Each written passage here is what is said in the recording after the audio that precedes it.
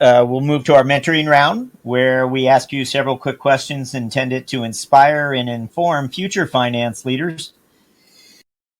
We want you to think back to the first maybe 60 days you were in a CFO role. Might have been a divisional role, might have been a CFO role. Your first 60 days, if you could go back in time and just give yourself a piece of advice, what would it be? In my first 60 days years was really I think I did the right thing. When Let me start on things that I think I did right, which was really like go around and talk to folks and talk to the team and see how they worked, and making sure that I had the right organization in place. So we had very minimal like reorganization, and the folks in place were really good. But one of the things that I did early on was identifying that, like many other companies that went IPO in I call the class of 2021, there were more than 150 IPOs. We went too fast in terms of had we had the right infrastructure in place. And we were used to have human beings sometimes carrying a lot of the load and with manual process, especially around finance and accounting and closing the books that I would say coming back, I identified as a problem, but I deferred solving them. Just because you have to gun to the head, got to do your earnings call. The good news is I knew about the business. I knew most of the investors, even some of the board members, and I was able to run and get on my feet pretty quickly. But again, I could have identified, not only identified, but start acting on the infrastructure investments that we did early on in my journey here. I must say that we started doing this more like in after the 90 days. And then now I'm kind of paying the price a little bit because it's taking a little bit longer. But doing that early on and ripping the band aid, I would say I would have done differently. Rodrigo, we always like to ask our guests to reflect a little on the personal side for us. Is there something a lot of people don't know about you? Something on the personal side? Yeah, let's say on the personal side, I love to ride motorcycles. I used to race. I think with the gray hair, I got a little bit more conservative on that. And through the pandemic, I became a collector.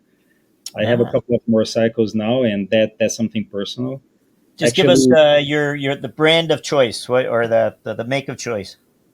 I would say Honda because that's kind of how I started my career there. Did you evolve, or are you have you always been a Honda? It's actually a good question because I evolve. I have a couple of brands, but what is happening right now, and maybe through the pandemic, is I'm trying to look for the bikes that I had early in the days, especially when I was in Brazil. And No. through that, I became a collector, and even like starting getting my feet wet on maybe even my hands wet in terms of restoring some of the bikes. Did you like the movie, The Motorcycle Diaries?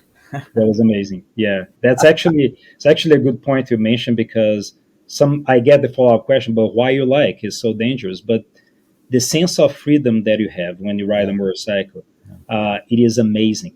And as long as you retain your ego and your, let's say, knowing that you don't go like beyond what you are capable, I think it can be safer than a lot of people think about. Is there a book selection you might have for us? Doesn't have to be a business book, but something that influenced your thinking, perhaps? Oh yeah, definitely. I think there are two books that I would strongly recommend. One is a little bit of an old school, but a very good book is Good to Great by Jim Collins. And the reason for that is because he articulates really well using real company examples a very simple but powerful concept of what you're passionate about, having clarity, what you're good at, and then what drives your economic engine. So that's very good. Number two is actually a book called Working Backwards by Bill Carr. And Bill was a peer and the chief operating officer for OfferUp when I was there. But he was the Amazon executive that brought Prime Video to life. So with Working Backwards, it's a very easy read, but demystify and opens the hood of how Amazon operates in a Yeah. very simple and actionable way. Very good book, very easy read, and it's a good addition to everyone's desk.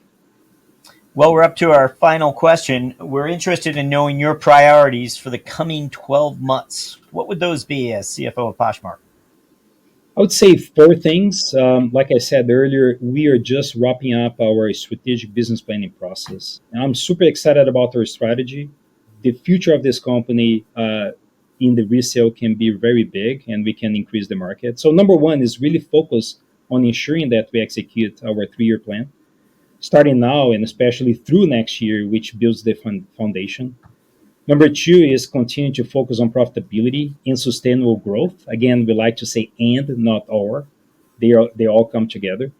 Number three is continue to focus on improving our systems architecture and infrastructure, paving the way to AI. That is going to come for sure. And number four is to continue to leverage our partnership with Naver, who owns Poshmark today. Rodrigo Brumana, thank you for joining us on CFO Thought Leader. Thank you, Jack.